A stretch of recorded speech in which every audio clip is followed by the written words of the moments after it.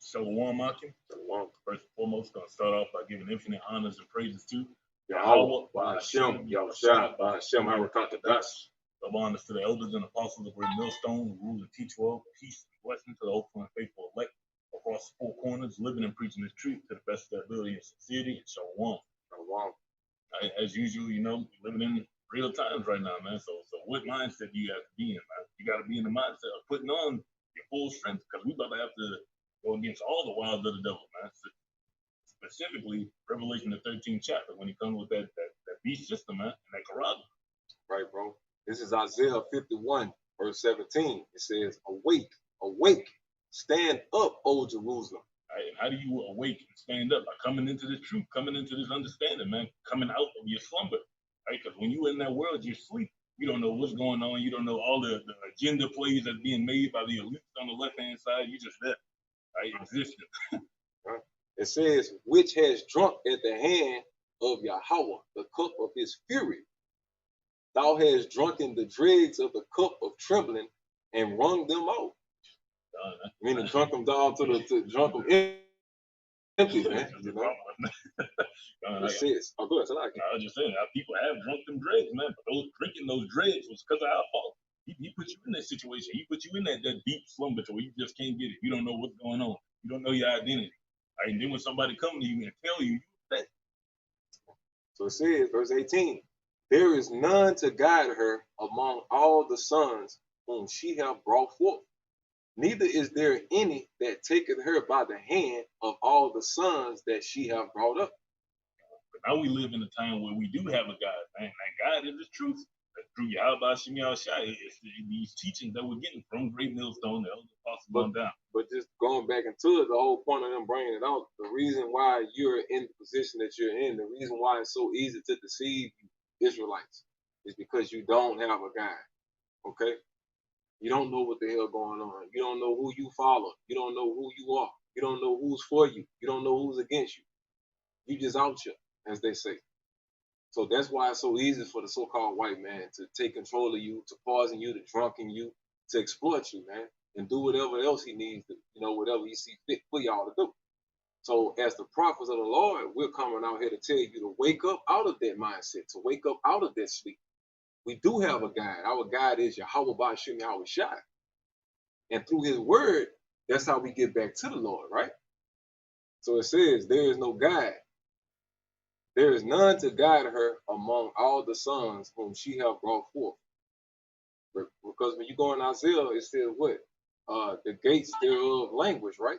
And who's the gates? That's all your so-called leadership. They're all paid off. They're all bought, right? They all up under their 501c3 charter. They all telling y'all to go and get the juice. So they let you know, it's still on you, huh? I'll just elaborate a little bit more on the precept. They let you know right then and there, man, that they're not for you. So it says, there is none to guide her among all the sons whom she hath brought forth. Neither is there any that taketh her by the hand of all the sons that she hath brought up. These two things are come unto thee. Who shall be sorry for thee? Desolation and destruction and the famine and the sword. By whom shall I comfort thee? Read it again. Isaiah 51:19, it says, these two things are come unto thee. Who shall be sorry for thee? Desolation and destruction and the famine and the sword. By whom shall I comfort thee? That's what Esau is about to lead our people to. Desolation, the famine, and the sword, man. Through you trusting in him, right? Through him, you allowing him to be your guide at the end of the day, man.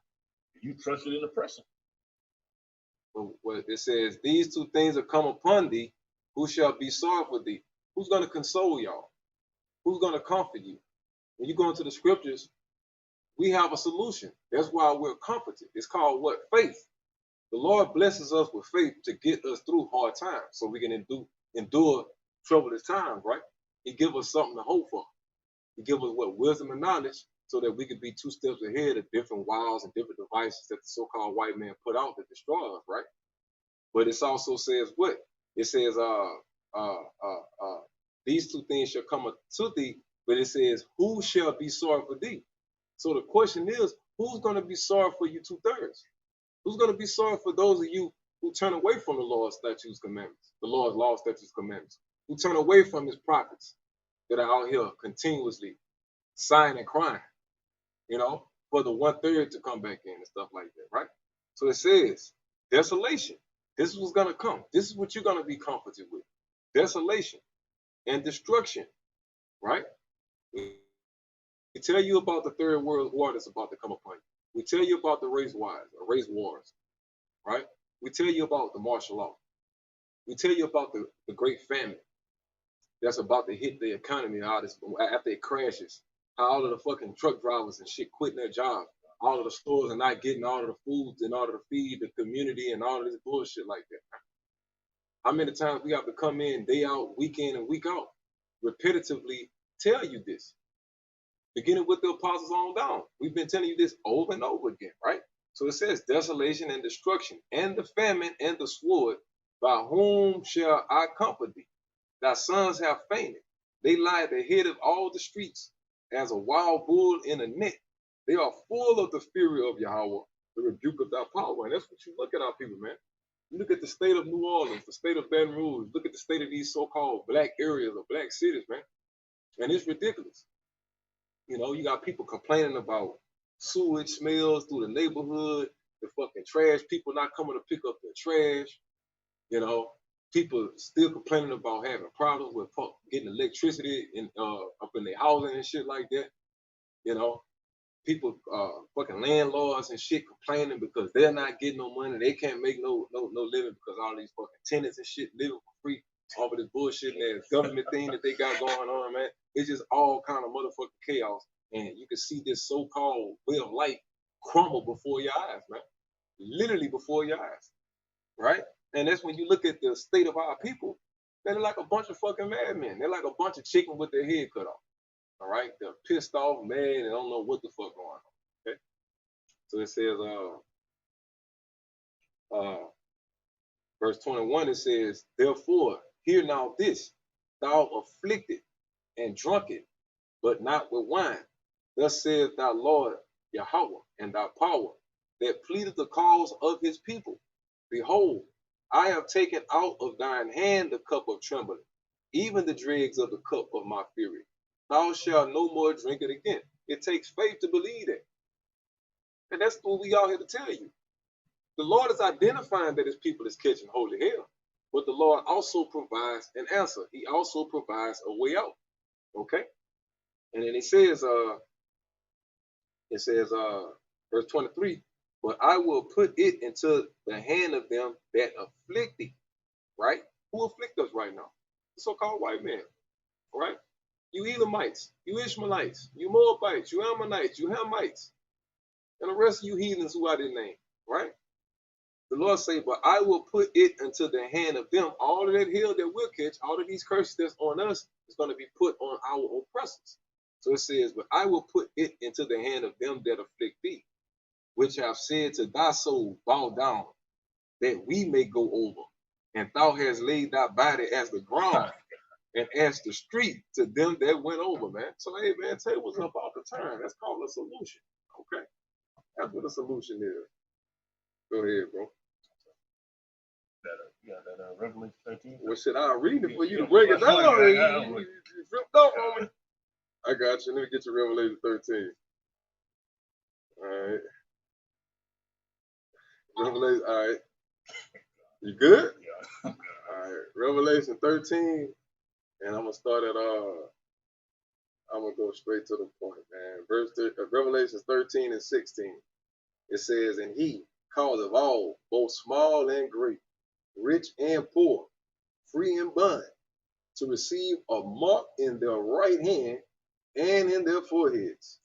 So those are times we live in where Esau's about to guide you to these things, man.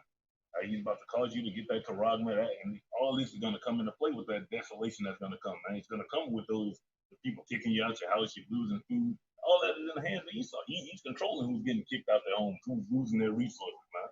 Right? Who's losing their food, who's losing their water. Right?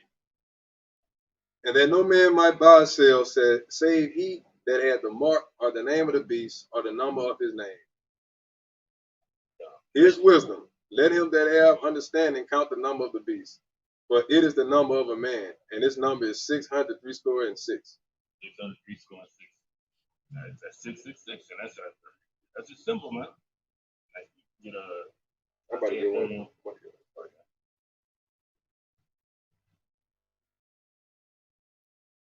You could get the one you want right quick. I got you. All right, this is 2 Corinthians 2, and I'm gonna start at verse 9. It says, "For to this end also did I write, that I might know the proof of you, whether ye be obedient in all things. To whom ye forgive anything, I forgive also. But if I forgave anything to whom I forgave, for your sakes forgave I it in the person of Yahushua. Lest Satan should get an advantage of us, for we are not ignorant of his devices." Okay? And those devices is the main thing that we're all pushing out every weekend, man, week in and week out. All right, number one is that juice, right? And then the second one is the charagma, which all of it is all one event, one main combination of things. But at the end of the day, that's what we all push out. That's the main device that you don't want to be ignorant of. But that's not the all in all, because you got a lot of prophecies that's going to lead up to that. You got famine coming up. You got people that so focused on, you don't have to believe in the Bible not to take that chip. No. Okay, well, guess what? How are you going to get through that famine? How are you going to get through those race wars? How are you going to get through this pestilence? See, there's no guarantee to none of you who are outside of the hedge of Yahweh Shimmy Shot. Period. All right? You ready with the precept? It's Isaiah 30 and 31 and 1. Isaiah 31 and 1, it says, "Woe to them that go down to Egypt for help, and stay on horses and trust in chariots, because they are many, and in horsemen, because they are very strong. But they look not unto the Holy One of Israel, neither seek the Lord." Because you're too busy taking after the hand of Esau, man. You're trusting that he's going to eventually provide a solution to you, man. All right, but it says, "Yet he also is wise and will bring evil and will not call back his words, but will arise against the house of evildoers and against the help of them that work iniquity." All right, but our people don't know that they're in the middle of that, that they're about to fall after Esau, but Esau's in the middle of getting that cup handed over to him. He's about to receive desolation, and all these judgments are about to come upon him, man. It says, "Now the Egyptians are men and not powers, and their horses flesh and not spirit. When the Lord shall stretch out his hand, so he that helpeth shall fall, and he that is hoping," right? He that's having hope, or you're leaning on him, hoping he's going to provide you stability in these times. He's going to keep giving you the money so you can get this government assistance and all that, man. It says, "And he that is hoping shall fall down, and they shall fail together." Right? But you're going to fail together. Here it is, the Lord trying to take that cup away from you and give it to him, but you're so busy following after his ways that you're going to end up taking part of that cup as well. You already in the lower state. Esau's about to get his judgment. Sirach 34:16. It says, "For the eyes of Yahweh are upon them that love him. He is their mighty protection and strong stay, a defense from heat and a cover from the sun at noon, a preservation from stumbling and an help from falling," man. Ultimately, what are those eyes, man? It's talking about the angels, the host of heaven. They are constantly around these men. Angels and campers about those that believe in him, roughly paraphrasing. All right, so they're going to defend us from taking the ultimate stumbling block was going to be that juice and that charagma, man. Right, because that's the ultimate stumbling block brothers are dealing with right now, because this is what we're about to have to deal with. Next year, you ain't going to be able to have a job. You ain't going to be able to have a house unless you're doing this. Unless you bend the knee, unless you, like you said, laying even with the ground and letting your enemies trample over you. You're going to have to compromise, man. It says, verse 17, "He raiseth up the soul and lighteneth the eyes. He giveth health, life, and blessing." Right? How's that soul being raised up through this wisdom, knowledge, and understanding? This is giving you life right here, man. Because it gives you understanding, which allows you to live. Okay, it tells you what your enemy is, what he's going to do, how to avoid it, how to not step over this stumbling block, how to not go through this, to avoid all these troubles, and the fact that this cup ain't gonna be in your hand for much longer. I'm about to bless you, but you got to believe that. You got to have faith that the system works, man. I got another one. Wisdom of Solomon 5, and I'm gonna start at verse 14. It says, "For the hope of the ungodly is like dust that is blown away with the wind, like a thin froth that is driven away with the storm, like as the smoke which is dispersed here and there with the tempest, and passeth away as the remembrance of a guest that tarrieth but a day. But the righteous live forevermore. Their reward also is with the Lord, and the care of them is with the Most High. Therefore shall they receive a glorious kingdom and a beautiful crown from the Lord's hand. For with his right hand shall he cover them, and with his arm shall he protect them." With his right hand and his arm, through that spirit, man. All right, that's how he's gonna cover and protect us in the hope of the ungodly is gonna get blown away like the wind. Like Job 5:12, the enterprise is gonna come to naught. All right, because their hope is that they get to keep their kingdom forever. Like the whole time, we're about to get ours. And then y'all protection is corruption, wickedness, coonery, right? Trusting in oppression, right? The following verse it says, 17, it says, you with me? Verse 17, it says, he shall take to him, verse 17, he shall take to him his jealousy for complete armor. Because it goes into what a spiritual man is supposed to use, right, to get through the wiles of the devil, through the devices of the wicked, and so on and so forth, right, through all of these traps and snares that the devil put out there for us, right? It says, therefore he shall take to him his jealousy for complete armor, and make the creature his weapon for the revenge of his enemies. Don't let that slide on. Read it again. He shall take to him his jealousy for complete armor, and make the creature his weapon for the revenge of his enemies. All right, so the Lord's gonna take that jealousy as his own, man. He's gonna use these Edomites. Scripture says, and make the creature his weapon. He's gonna make Jacob, right, his battle axe, his weapons of war, and he's gonna break these heathens in pieces. All right. It says, and make the creature his weapon for the revenge of his enemies. And he shall put on righteousness as a breastplate, and true judgment instead of a helmet. He shall take holiness for an invincible shield. His severe wrath shall he sharpen for a sword, and the world shall fight with him against the unwise. Then shall the right aiming thunderbolts go abroad. Talking about those lightning bolts. Those laser beams, right? It says, then shall the right aiming thunderbolts go abroad, and from the clouds, the chariots, as from the well-drawn bow, shall they fly to the mark. Okay? I could go on and on, man, but hey, man, the Lord provides his men with solutions, okay? From cover to cover, all right? That's why we don't have to trust in the so-called white man. That's why we don't have to trust in the different ways of this society, man, because all our answers is found right here in this book. You just got to have that faith to believe that that is the way, period. It's Sirach 12:11 and 15. It says, wisdom, knowledge, and understanding of the law are of the Lord. Love and the way of good works are from him. And it says, darkness had their beginning together with sinners, and evil shall wax old with them that glory therein. All right, so this whole way of thinking, this evil that's on the earth right now isn't going to be here for long, man. It's about to wax old.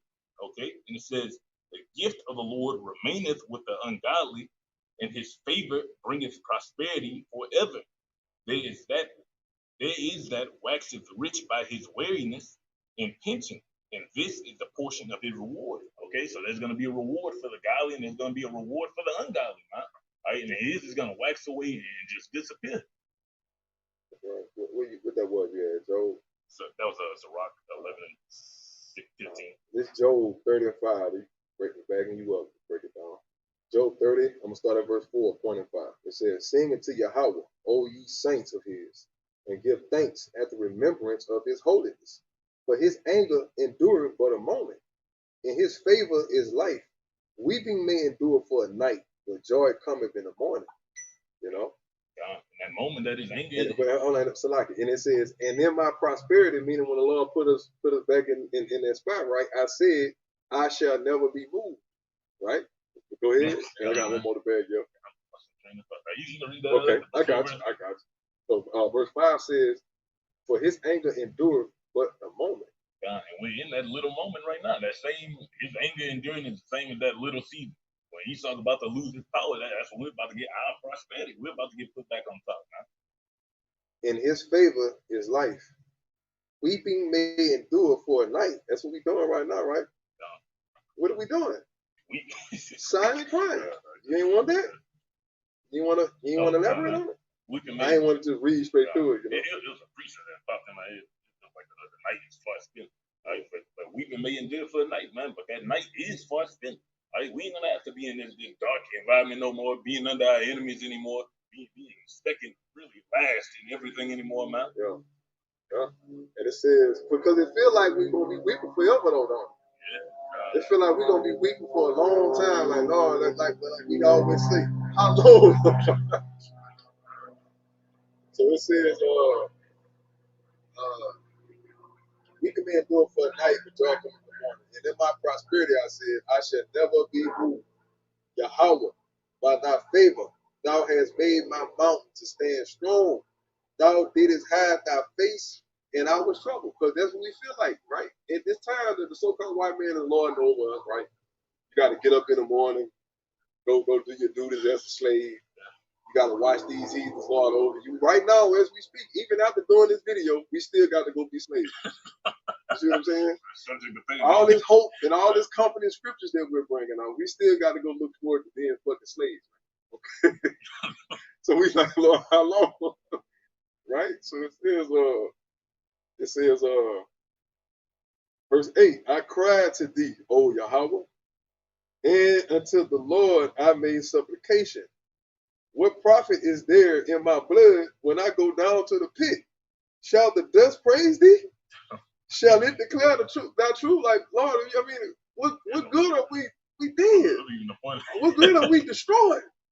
Like in order for your men to praise you, we need life, Lord. We need redemption. You know, we need to be saved. We ain't got no reason to be. No reason to be happy right now. So it says.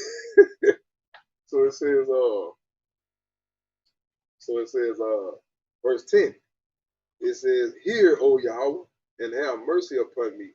Yahweh, be thou my helper. Thou hast turned for me my mourning into dancing. Right? Thou hast put off my sackcloth and girded me with gladness, to the end that my glory may sing praise to thee and not be silent, O Yahweh, my power. I will give thanks to thee forever. Yeah. It's Romans 8, now starting verse 14. It says, for as many are as led by the Spirit of Yahweh, they are the sons of Yahweh.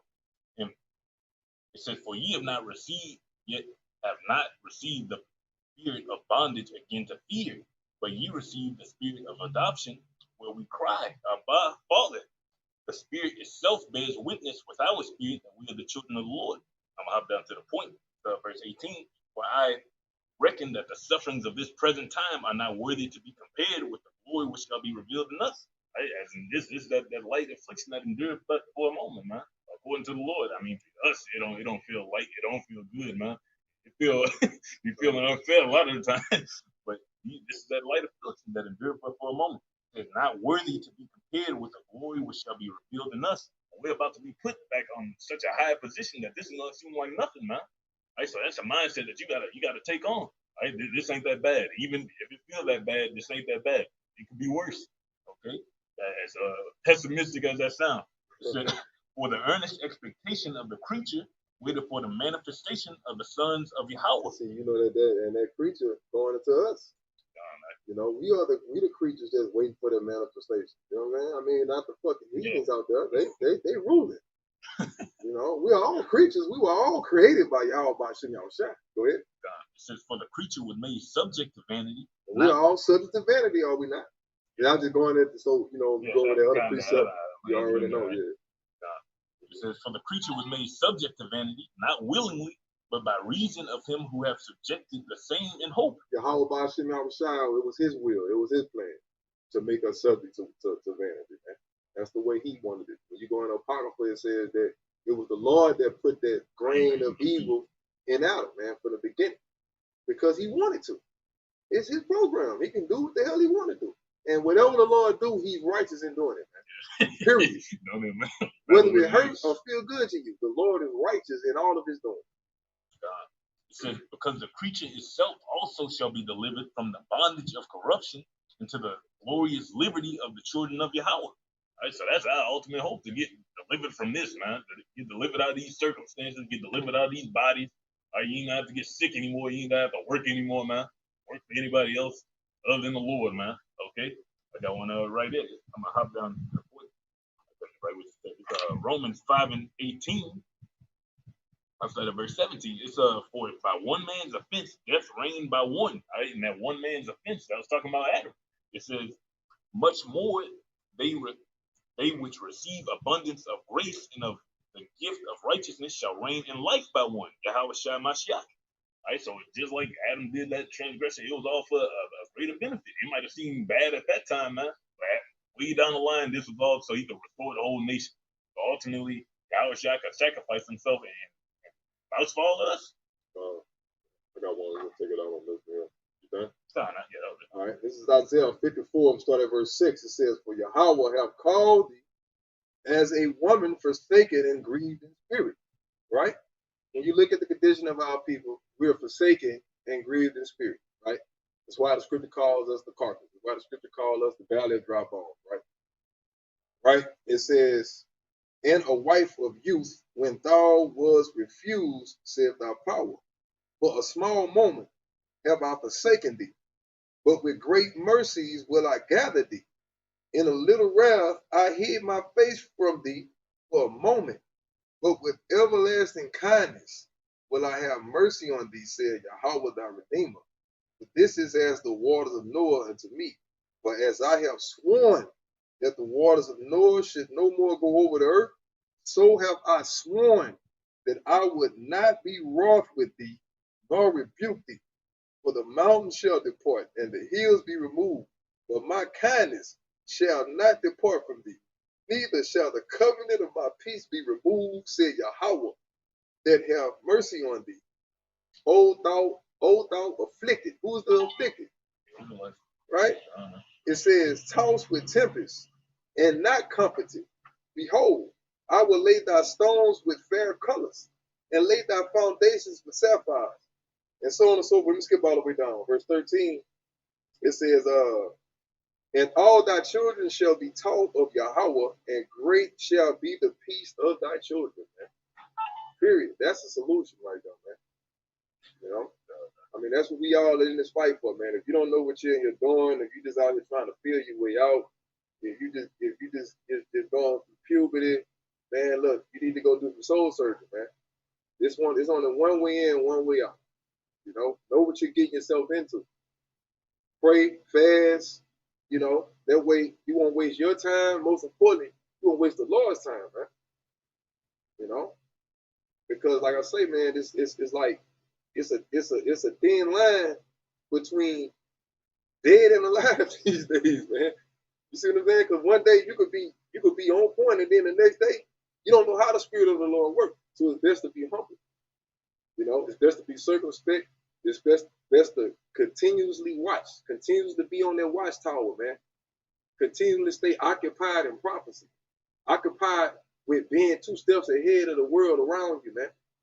You see what I'm saying? Because ain't shit but death in this society, man. Ain't nothing but destruction, ain't nothing but fucking poison. You see what this damn devil doing to these niggas out here and the rest of these fucking scumbags? He's killing them. Okay? The Lord has loved us by giving us what? Answers. Before they took place. Before they happened. Everything that the Lord told us well before they happened, right? It's happening exactly the way they were written. So that's faith boost right there, man. That's the faith boosting that we need. So at the end of the day, have the Lord ever steered us off? Has he ever steered us wrong? So my question is, why the hell he gonna start today, man? So with that, I hope you brothers was edified. You know, we're gonna, face the east, give our praise, honor, and glory to the heavenly Father and His Son. Yahweh, by Hashem, Yahweh Shai, by Hashem, Harakapadash. Devil understood the apostles, the great millstone, who rule and teach well, honors and salutations to all the Akim out there. Through the four corners, man, that's continuously pushing, man. Keep pushing, man. We almost out of here, you know. From Yashala, Baba Ball. Till next time, Mike.